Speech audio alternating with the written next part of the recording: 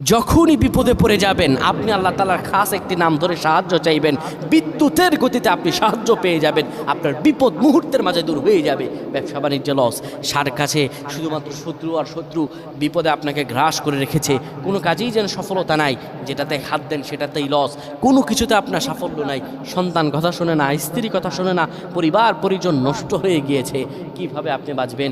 প্রবাসে আটকা পড়ে গেছেন, আসতেও পারেন না, কোনো কাজও পাচ্ছেন না, আপনি আমলটা করেন। এটি আমার কথা নয়, বিশ্বনবী মুহাম্মদ রাসূলুল্লাহ সাল্লাল্লাহু আলাইহি ওয়াসাল্লামের প্রিয় সাহাবী হযরত যায়েদ রাদিয়াল্লাহু তাআলা আনহু, তিনি একবার মক্কা থেকে হিজরত করে যখন মদিনায় যাবেন, ঠিক সেই সময় বিপদে পড়ে যান। ওনাকে একটি লোক বিপদে আটকে ফেলে এবং ওনাকে হত্যা করার চেষ্টা করে। তখন তিনি আল্লাহ তাআলার এই খাস নামটি ধরে সাহায্য চেয়েছিলেন, আল্লাহ তাআলা তাকে বিপদ থেকে মুক্ত করেছেন। সুবহানাল্লাহ। সেই দোয়াটা কি? তিনি যখন বিপদে পড়ে যান তিনি বলেন, আগিসনি ইয়া রহমান।